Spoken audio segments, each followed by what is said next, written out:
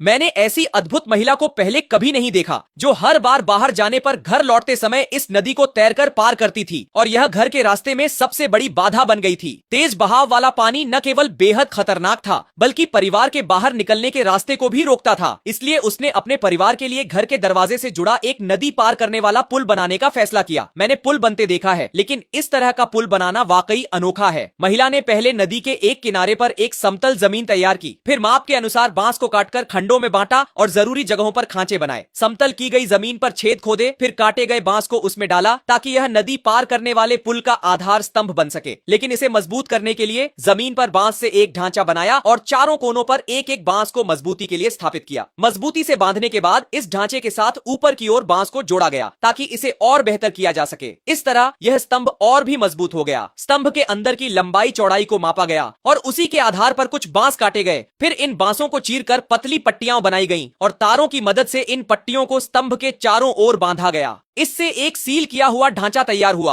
जिसमें मिट्टी भरी गई और उसे अच्छे से दबाकर कस दिया गया ताकि इस स्तंभ की वजन उठाने की क्षमता बढ़े। एक तरफ का स्तंभ पूरा करने के बाद वह तेज बहाव वाली नदी को पार करके दूसरी तरफ पहुंची। इस तरफ किनारे पर दो पेड़ साथ साथ खड़े थे, तो उसने इस प्राकृतिक संसाधन का फायदा उठाकर इस तरफ का स्तंभ बनाने का फैसला किया। उसने पहले बांस को जरूरी लंबाई में काटा, फिर एक पेड़ के तने के पास दो बांस समानांतर बांधे, उनके बीच में एक और बांस डालकर मजबूती दी और नीचे के हिस्से को मिट्टी से ढक दिया। बांस और पेड़ के बीच के वजन उठाने वाले स्तंभ के लिए उसने काटे गए लकड़ी के टुकड़ों का इस्तेमाल किया। लकड़ी को मजबूती से बांधने के बाद कुछ बांसों को दोनों पेड़ों के बीच रखा ताकि वे आपस में जुड़ जाए। जुड़ाव की जगह को तारों से बांधकर मजबूत किया गया। इसके बाद उसने कुछ बांस की पट्टियां काटी, उन्हें चिकना किया और इन पट्टियों को कीलों की मदद से दोनों पेड़ों के बीच के ढांचे पर एक एक करके लगाया ताकि एक चिकना मंच तैयार हो। नदी के करीब के हिस्से में दो और बांसों को सहारे के लिए लगाया गया। फिर इस आधार पर लंबे बांसों को नदी के दूसरी तरफ तक खींचा गया और तारों की मदद से स्तंभ के साथ कसकर बांधा गया। इस तरह इस नदी पार करने वाले पुल का मुख्य ढांचा तैयार हो गया। हालांकि इस पर चलने को और आरामदायक बनाने के लिए सतह पर एक कतार में बांस की पट्टियां लगाई गईं। पेड़ों के पास का सिरा ऊंचा होने की वजह से इस मंच से नीचे की ओर एक ढलान बनाने की जरूरत थी। इसके लिए उसने सबसे नीचे एक सीढ़ी बनाई और बांस के पुल के दूसरी तरफ भी यही प्रक्रिया दोहराई, जहां नीचे एक सीढ़ी बनाई गई। फिर बांस से एक ढलान बनाकर मंच और स्तंभ को जोड़ा गया। अब बांस के पुल का मुख्य ढांचा तैयार था। अब बारी थी पुल के दोनों तरफ रेलिंग बनाने की। रेलिंग के लिए भी बांस का इस्तेमाल किया गया। पहले ढांचे के दोनों तरफ बांस में छेद किए गए, फिर जरूरी लंबाई में काटे गए बांस को उनमें लगाया गया और दोनों को कीलों और तारों से मजबूत किया गया। इससे न केवल चलना आसान हो गया बल्कि यह ज्यादा सुरक्षित भी हो गया।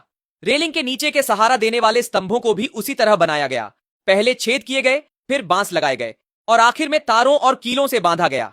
बिना शक अपनी मेहनती हथेलियों के दम पर अकेले ही इतना विशाल बांस का पुल बनाना कमाल की बात है। श्रमिक लोगों की बुद्धिमत्ता वाकई बहुत शक्तिशाली है। मुझे यकीन है कि यहाँ तक पढ़ने वाले दोस्त इस मेहनती महिला के लिए एक मुफ्त लाल दिल देने में कंजूसी नहीं करेंगे। पूरा बांस का पुल बनाने के बाद महिला ने दोनों पेड़ों के बीच एक बांस का मंडप बनाने की तैयारी की। उसने पहले बांस और तारों की मदद से मंडप का मुख्य ढांचा तैयार किया, फिर अपनी चतुराई का इस्तेमाल करते हुए एक बांस के एक सिरे में छेदों की एक रिंग बनाई और उन छेदों में बांस की पट्टियां डालकर बांधी। पट्टियों के नीचे लकड़ी की एक रिंग को कीलों से बांधा गया, फिर कुछ बांस की पट्टियों से इसे बाहरी हिस्से में जोड़ा गया ताकि एक गोलाकार हिस्सा बन सके। इस हिस्से को ढांचे के सबसे ऊपरी हिस्से में लगाया गया। इस तरह मंडप का शिखर बन गया। काटे गए बांसों से ढांचे को शिखर के साथ जोड़ा गया और एक जीवंत बांस का मंडप सामने आ गया। महिला की चतुराई की तारीफ करनी होगी। न केवल उसकी मेहनत शानदार है बल्कि उसने जो तरीके अपनाए वे बहुत ही सरल और व्यावहारिक थे। मंडप का ढांचा पूरी तरह बनने के बाद इसकी सतह पर मोटी ताड़ की पत्तियों की परत चढ़ाई गई ताकि इस मंडप को और बेहतर किया जा सके।